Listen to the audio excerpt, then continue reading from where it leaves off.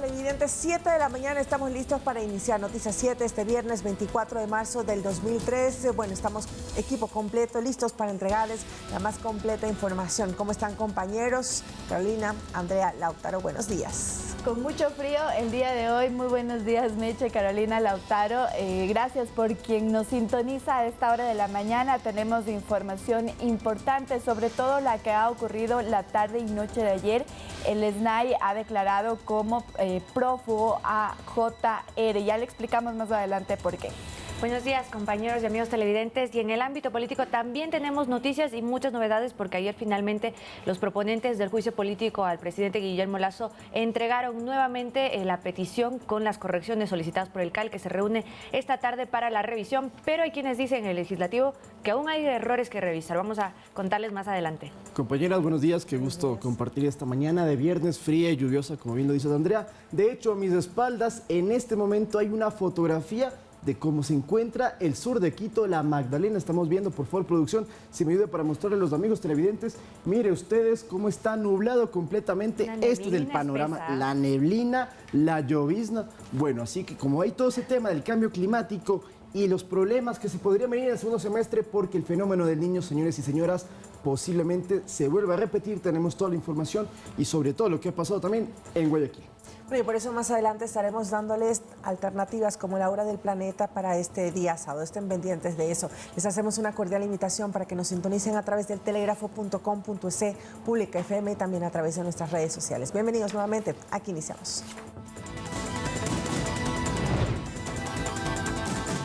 La peor inundación soportó Guayaquil este 23 de marzo. Torrenciales aguaceros por varias horas y la crecida del río anegaron las calles y avenidas con más de 1 metro de agua. Fin al paro de transporte en el puerto principal.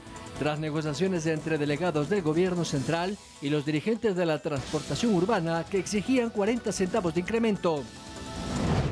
Consejo de la Administración de la Legislatura ya tiene nuevo informe que propicia el juicio político al presidente Guillermo Lasso tras la corrección de errores de forma. Este viernes se sabrá el desenlace del tema.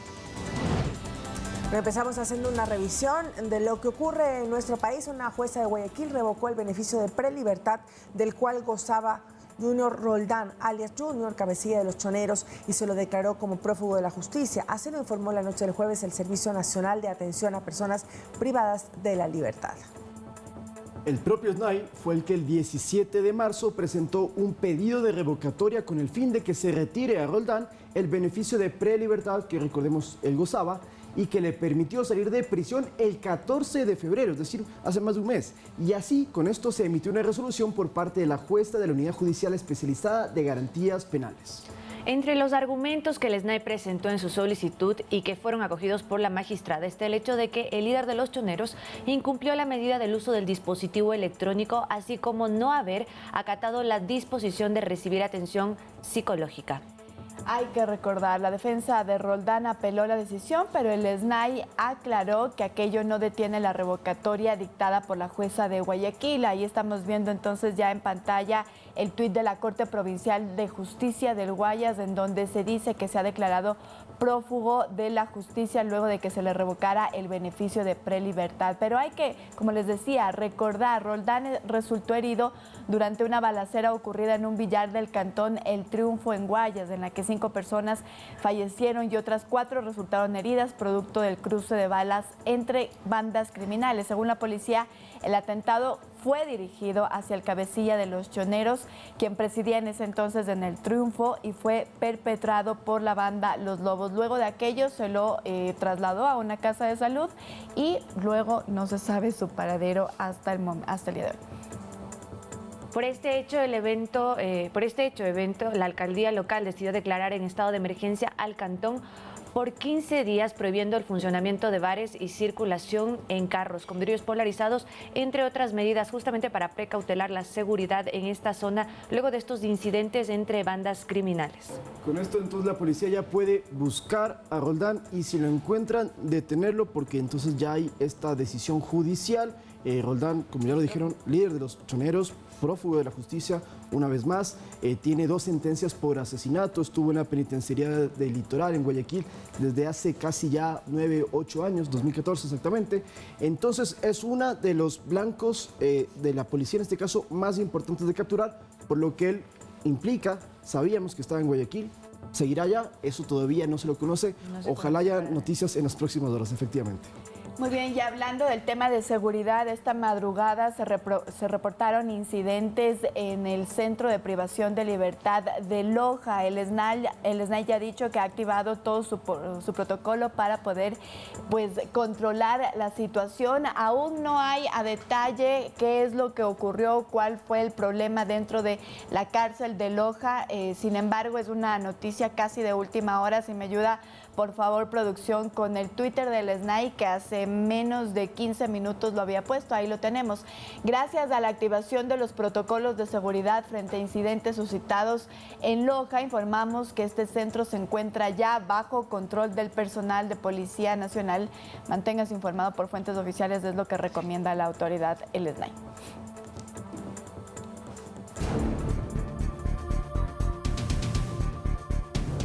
Y la ciudad de Guayaquil enfrentó la noche más complicada de este invierno por las condiciones atmosféricas. Al menos 37 calles se inundaron y el Comité de Operaciones de Emergencia se activó para atender la situación.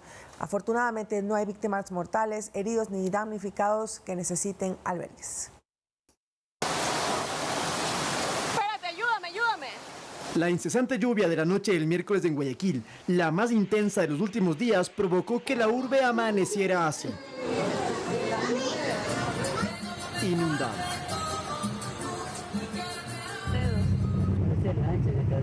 Según el INAMI, 199.5 milímetros de litro por metro cuadrado de agua se registraron por el clima torrencial.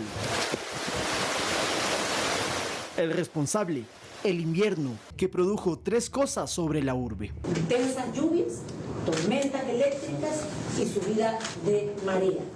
El Comité de Operaciones de Emergencia Cantonal se activó, pero en palabras de la alcaldesa Cintia Viteri, el pronóstico venidero no es optimista. Un evento así de grande, así de fuerte, que puede repetirse desde esta noche hasta el sábado.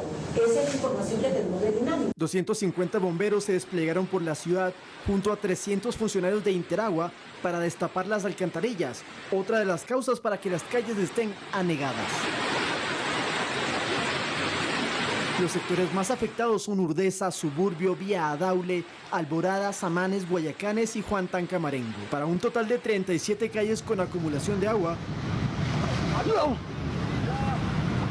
El presidente Guillermo Lasso también se pronunció en la mañana y mediante su cuenta de Twitter informó que la Secretaría de Gestión de Riesgos está desplegada para atender a los ciudadanos que lo necesiten y se levantará un albergue temporal. Sin embargo, no ha sido necesario, según manifestó la alcaldesa Viteri. Y aunque algunos guayaquileños se han tomado la situación con gracia, a ver, vecino, salude. Al igual que la alcaldesa con una broma considerada inoportuna, la tormenta en el puerto principal pareciera que es el abrebocas de un nuevo fenómeno del Niño. Lautaro Andrade, Noticias 7. Y el día de ayer también hubo intensas lluvias, pero evidentemente no ha dejado las afectaciones que dejaron las lluvias también el día miércoles. Así es que, no sé si me ayuda producción, tenemos incluso cómo se encuentra a esta hora ciertos sectores de Guayaquil. Me confirma si lo tenemos, porque las imágenes que estamos viendo son de las afectaciones que se tuvo ayer. Se activó el COE, se activaron también no solo el COE provincial, sino también COEs cantonales para poder dar ayuda a los damnificados. Y justamente con este tipo de lluvias, con las inundaciones y la gravedad del sistema en estos momentos, pues evidentemente hay afectados. La alcaldía también habilitó en Pascuales al menos 50 camas como albergues y también un equipo médico para que puedan atender a las personas que, pues se mencionaba ayer, todavía no ha sido necesario ocupar, pero es evidentemente por cómo el pronóstico del clima también, que el INAMI ha dicho que para el próximo mes de abril todavía continuarán las lluvias, pues se quiere prever cualquier tipo de incidente y también tener estos espacios seguros para las personas y para quienes lamentablemente por la causa del temporal pues han sido damnificados.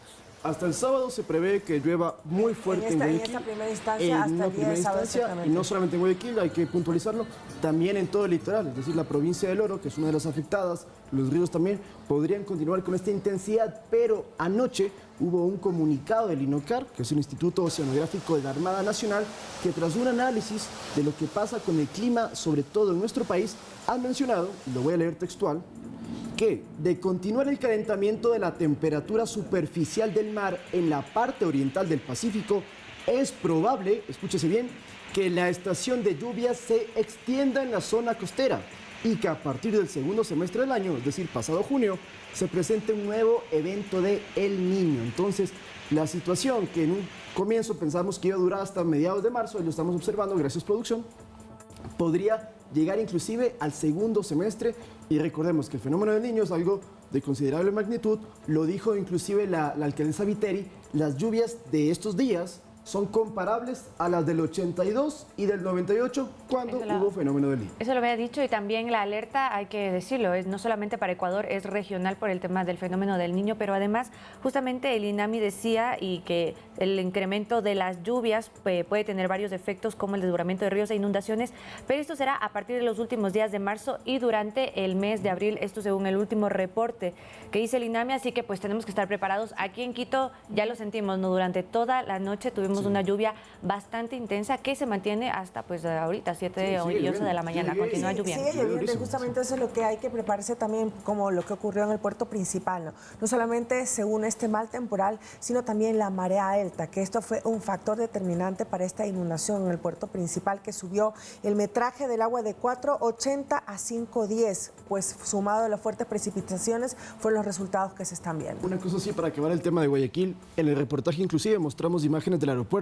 Bueno, descartaron las autoridades que el aeropuerto no pueda funcionar o no esté operativo. Sí hubo retraso de vuelos y podrían haber por la tormenta, por los vientos, que esto impide que aterricen.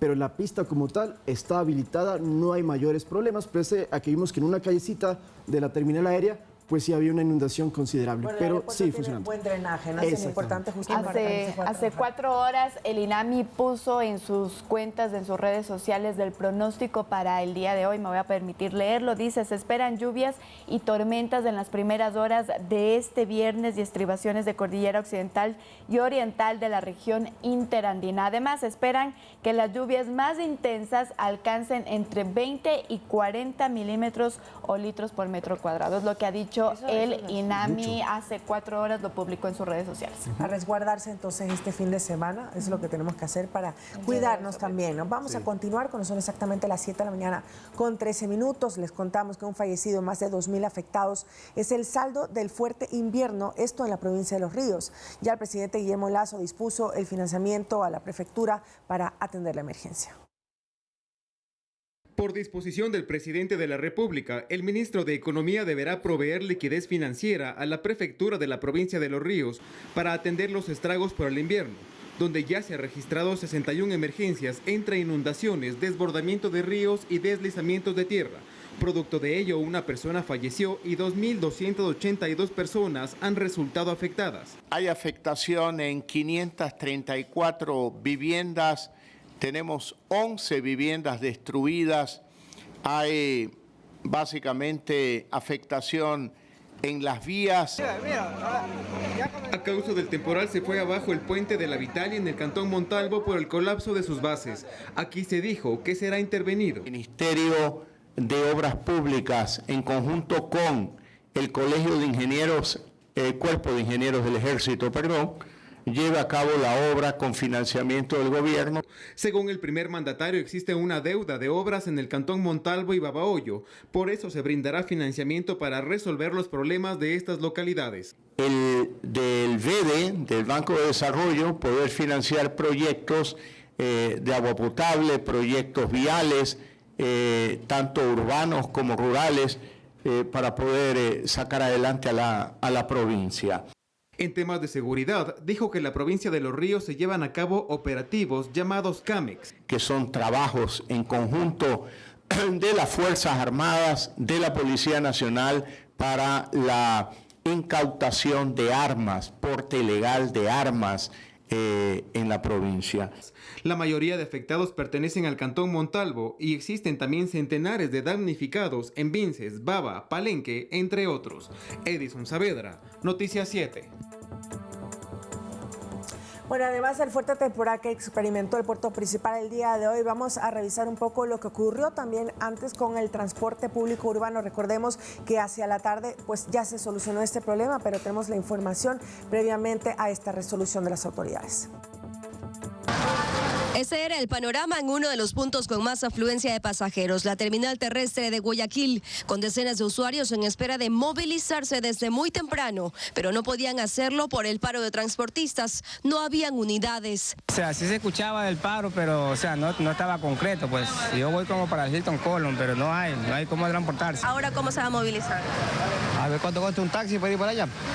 Llegaban personas de otras provincias y tampoco tenían cómo movilizarse. Mal, porque imagínense uno que no es de aquí con la novedad. Viene a hacer algunas diligencias, sí, tal vez. Ajá, diligencias. Si bien no se ven unidades de transporte público en ningún sector de Guayaquil, ciudadanos tuvieron que elegir otras alternativas y sobrepagar en ciertos medios de transporte que lograron encontrar. Nada, nosotros aquí pagando un carro, un bus hasta la mitad. Estaba lleno de agua, a coger otro bus. Okay. Y así seguimos, oigan. Y no es tan malo con este paro que están haciendo.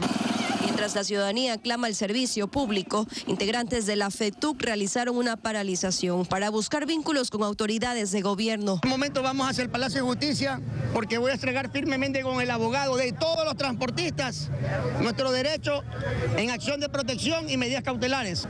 Procederemos y estoy coordinando para ir a la gobernación del Guayas y hacerle conocer al gobierno local y trasladar al gobierno nacional que esto no es político, esto es gremial, y buscar los puentes necesarios.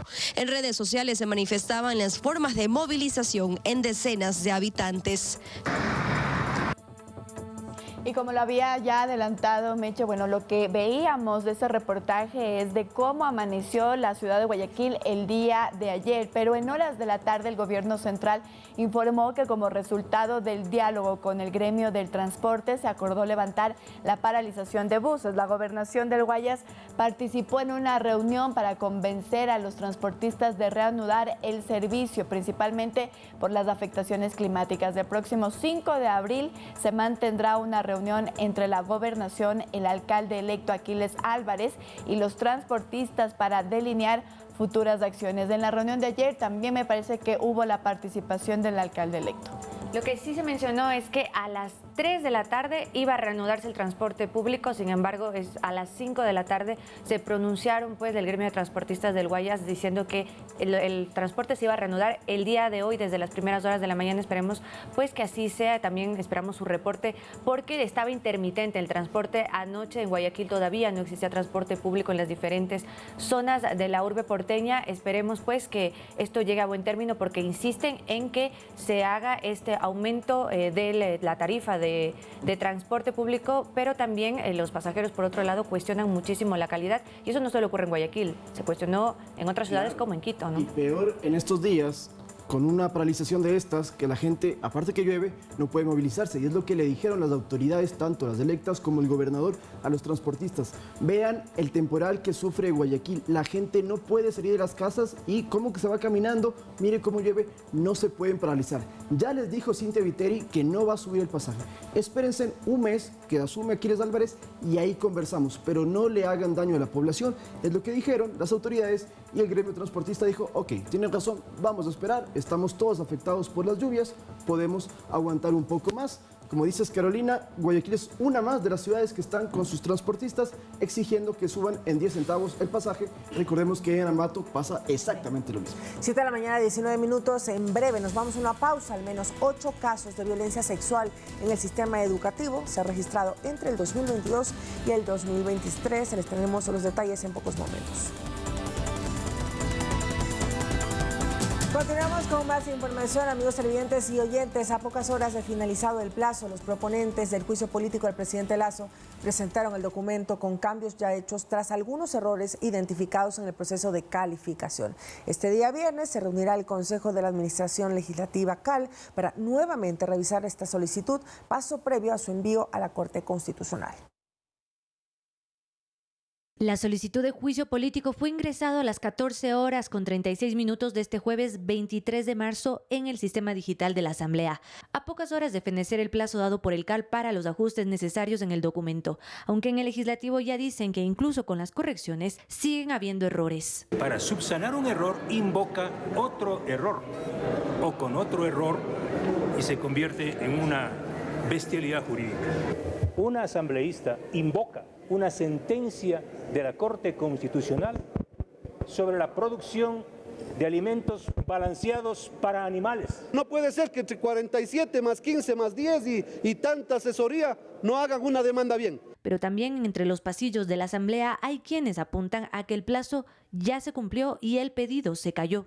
Los interpelantes quieren hacer es corregir un documento y por lo tanto esto implicaría preguntarle a quienes firmaron si están de acuerdo con este cambio en este documento, porque ya no sería el mismo documento inicial que ellos firmaron. El plazo ya había precluido, por lo tanto este proceso está más que viciado.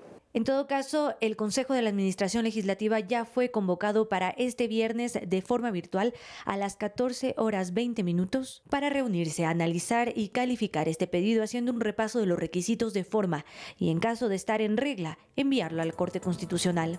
Carolina Basante, Noticias 7. Bueno, la expectativa es conocer qué es lo que ocurrirá esta tarde en el CAL. Se entiende que existen los votos suficientes de una mayoría para poder calificar este proceso y luego enviar a la Corte Constitucional. Sin embargo, como ustedes escucharon, dos de las legisladoras que también pertenecen al CAL, pues cuestionan el hecho y dicen que ya feneció el plazo que tenía el Consejo de la Administración Legislativa, que recordemos eran 72 horas una vez ingresado el proceso para que sea su calificación.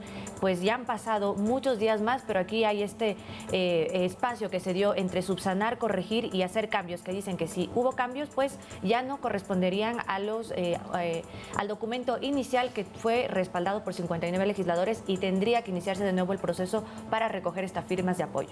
Una vez que pase a la Corte Constitucional, entonces se deberá elegir a un juez ponente para que él pues emita un dictamen, y en el Pleno de la Corte Constitucional se debería tener 6 de 9 votos para que puedan dar vía libre a este juicio político en la Asamblea Nacional. Nosotros conversábamos esta semana con el ministro de Gobierno, Henry Cucalón, y él lo que nos decía es que ya tienen desde el gobierno preparados algunos escritos en caso de que la Corte Constitucional dé esta admisibilidad al juicio político, y que ellos prevén entonces que el presidente se defienda tanto jurídica como políticamente.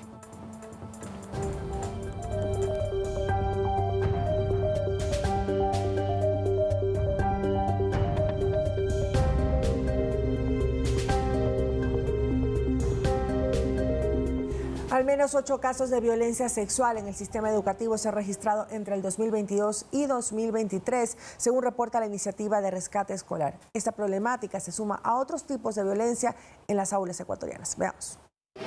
Un nuevo escándalo de violencia sexual en el sistema educativo del Ecuador enciende las alertas y trae a la memoria casos dolorosos y emblemáticos como el caso Ampetra, el caso de Paola Guzmán Albarracín o el ocurrido apenas hace un año en el Colegio Dillon en Quito, en donde una joven fue violentada sexualmente por el conductor de su recorrido. Ecuador, de hecho, es el primer país llevado ante la Corte Interamericana de Derechos Humanos por este tipo de violencia sexual, y en ese momento se establecieron, además de la responsabilidad del Estado, también la adopción de medidas de reparación y no repetición.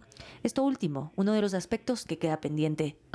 Todavía seguimos viendo patrones como lealtades gremiales que socapan a los agresores, la ausencia de políticas integrales de protección. El Ministerio de Educación tiene en su web un detallado protocolo de acción en casos de violencia sexual que implica que en un plazo de 48 horas se presente la denuncia en Fiscalía y se dé acompañamiento a la familia y la víctima. Según datos oficiales, entre 2014 y 2021 se reportaron 28.000 casos de violencia sexual en el ámbito educativo.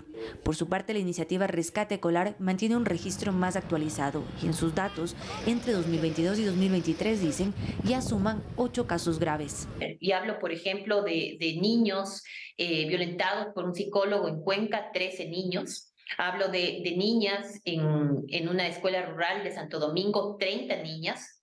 abusada sexualmente por un profesor. Aunque Martínez apunta a que la violencia sexual no es el único problema en este sistema educativo, sino también existe violencia física y psicológica que se ha dejado de lado. O sea, tenemos un abanico de formas de violencia dentro de las instituciones educativas y fuera de ellas que hace que este lugar no sea seguro. Carolina Basante, Noticias 7. Bueno, lo importante aquí es que reconocer que existen políticas, pero hay cuestionamientos sobre su ejecución, sobre todo en el tema educativo. Hay protocolos que el Ministerio de Educación tienen establecidos y de hecho se puede acceder a su página web, pero el cuestionamiento, sobre todo desde las organizaciones sociales de la sociedad civil, es que no existe una data actualizada y entonces no se puede conocer como tal la realidad de lo que está ocurriendo en estos casos. Es por eso que pues hoy nosotros de hecho vamos a seguir con estos especiales, vamos a hacer una investigación. El Ministerio de Educación nos ha dicho que nos va a recibir el día de hoy para poder aclarar este panorama y también saber cómo está la situación de algunos casos emblemáticos. Acordémonos lo que ocurrió el año pasado en el Colegio Dilo. Sí. Muy bien, a mí lo que me llamaba la atención, Carolina, y no sé si ayer en este reportaje lo encontraste y lo comentábamos también, era de que el protocolo, lo único que, digamos, hay un proceso en contra de un adulto, no en contra de los estudiantes. Y lo que ocurrió en el liceo policial, por ejemplo, está ligado directamente con un abuso de estudiantes hacia estudiantes. Ese es el protocolo que me imagino el día de hoy con el Ministerio de Educación se podrá aclarar un poco.